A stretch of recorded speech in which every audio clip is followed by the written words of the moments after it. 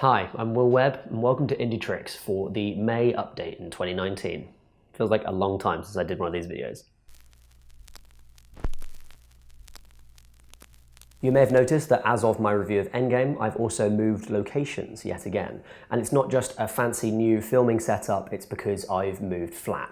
There's no special reason as to why, other than that I'm a millennial living at the bottom of the rent bracket in London, a rapidly gentrifying city in the 21st century. We've got a little bit of time to talk about a couple of things today, and I'll finish off by giving you a roundup of all the films that I've seen since September 2018, which is the last time I did one of these updates, that I haven't had a chance to review on the channel. So next thing to talk about, and the thing that you probably clicked on this video for, is that I'm finally launching a Patreon. Yippee. I've really resisted doing any sort of crowdfunding or monetizing the channel at all beyond putting adverts on the YouTube videos. I love doing indietrix, and I've done it for way longer than I thought I would, and it's been incredibly enjoyable, and I'm looking forward to carrying on doing it for a long time, hopefully. Unfortunately, the budget that I spend on indietrix is quite a bit more than the budget that I get back from it, and so that's making it a little difficult to expand the channel. I don't know if you know about this, but YouTube has changed its algorithm a lot since we started, and now you really do need to put some money in advertising in order to grow your audience. So a lot of my videos do actually have a spend put on them, an advertising spend, and that all adds up after a while. You know, I do like 40 videos a year, so that is a fair amount of money. And that doesn't cover stuff like cinema tickets. I spend an inordinate amount of money going to the movies because I'm not yet really a big enough channel to have press access in the same way that a lot of bigger channels do.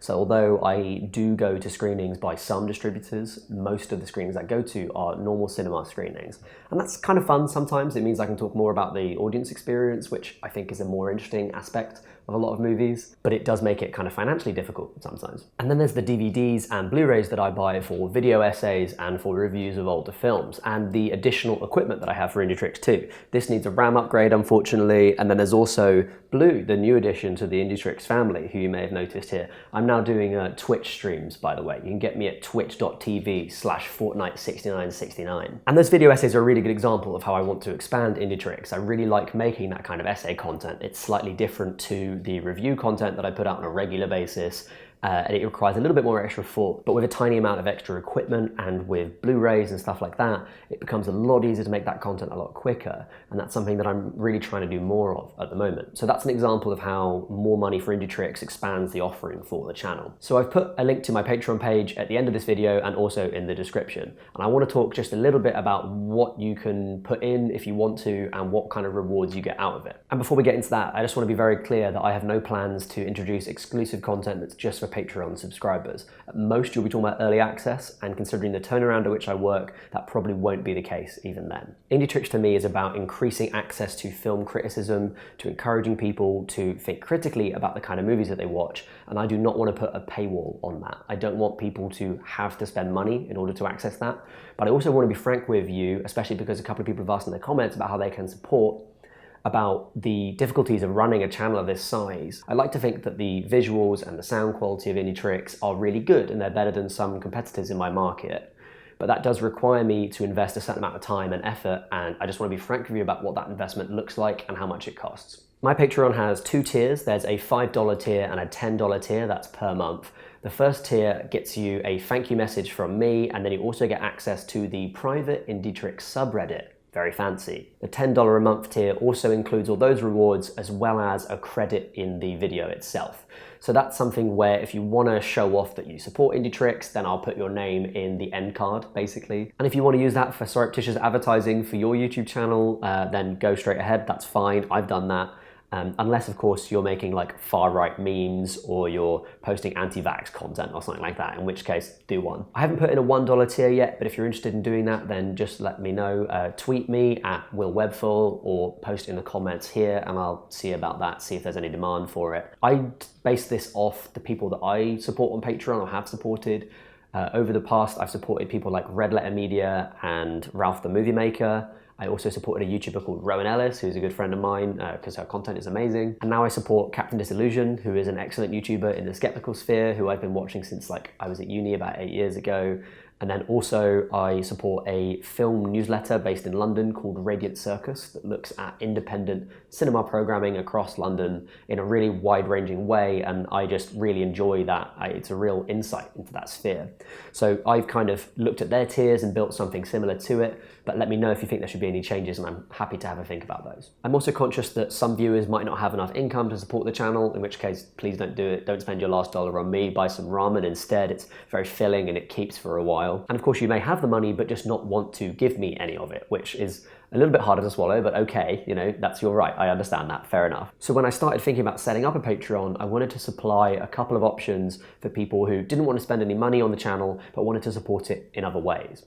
So first of these is that I've started an indietrix Instagram. The handle is indietrix, and I basically post film stills with a little mini review or just pointing out something interesting about a movie. And it's pretty wide ranging. I've looked at Ingmar Bergman, Jacques Tati, and John Carpenter so far, and I have like Claire Denis, Sally Potter, and a number of other filmmakers lined up to cover on that channel. Following that, liking the posts helps spread the indietrix brand a little further, which is always good in terms of bringing me new subscribers. And long story short, more subscribers means more access to press and PR, which allows me to review a wider range of movies that are more interesting for the viewers. So hopefully that helps you out as well. The other option, and they are not exclusive, so feel free to do both, you know, go wild, is a little bit more of an ask, and it involves explaining a little bit about how YouTube's algorithm works. YouTube's algorithm is really complex and it changes all the time and it's quite secretive. So it's a little annoying to talk about because there's a lot of urban myths around it. And in fact, the only thing that YouTube seems interested in explaining around it is what it isn't. Stuff that we do know about the algorithm is that it actually doesn't look at views so much as it looks at watch time,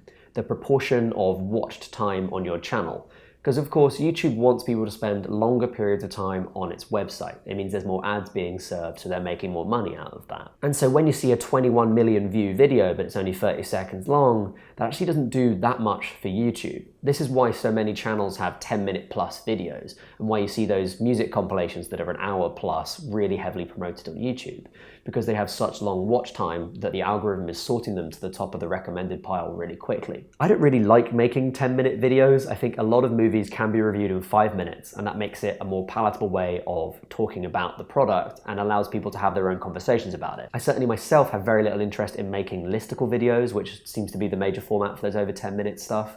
And I really like keeping things concise, not brief, but concise, rich, full of content. You know, really fine wines. This is actually just instant coffee, so it's not a fine wine. So I got to thinking, how can I have a long video? What could I do for that? How could I really drive up the average watch time on indietrix? And the answer is I made a 5.5 hour long compilation of all of the reviews that I did in 2018. The video is going to go live at about 4 p.m. on Bank Holiday Monday in the UK. I've put up a premiere notification, so look for that in your subscription feed. And please come and watch it along live with us. I'll be present in the chat for the full runtime of the video, answering your questions and looking back on those reviews, talking about what was interesting about those movies, and maybe where some of my judgments were wrong or where the context has changed. We'll also have the fun ability to look back at different places that I've lived and how badly I shot some of those reviews. But most importantly, and sadly this isn't really about content, everyone watching that video will really drive up the average minutes watched on my channel, and that will really help in making my videos much higher in the recommended list.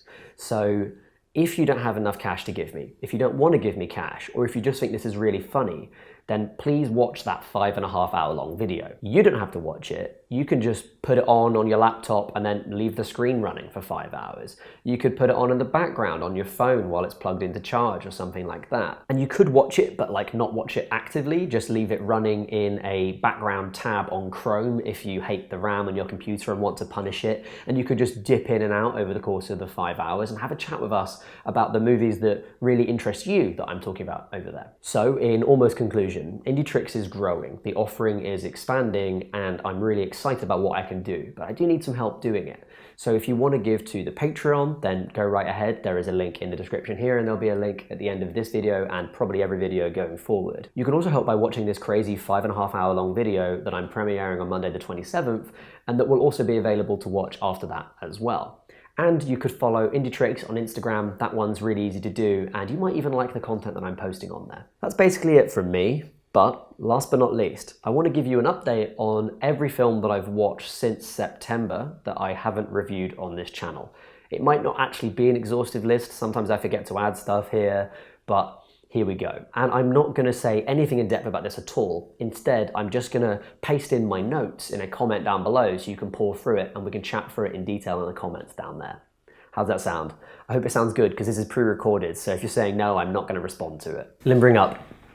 I'm ready. Are you ready? Let's do this. The first one was Gorky Park, then it was Inferno, Angela's Ashes, 47 Ronin, October Kiss, The Lodgers, Halloween 2018, Slaughterhouse Rules, Mississippi Burning, Priest, The Tales of Earthsea, Monsieur Hulot's Holiday, Rafifi, The Princess Switch, The Three Amigos, Cold Skin, Apostle, The Wailing, Robocop 2, Wind River, Ralph Breaks the Internet, Split, A Tale of Two Sisters, Christine, The Ballad of Buster Scruggs, Days of Heaven, The Lego Movie 2, The Rock, Bleach, Frailty, A Cure for Wellness, The Legacy of a White-Tailed Deer Hunter, The Night Eats the World, Testament of Youth, Godzilla 3, The Planet Eater, Matinee, and, last but certainly not least, Birds of Passage. Thanks for watching the video, gang. See you next time. Bye for now.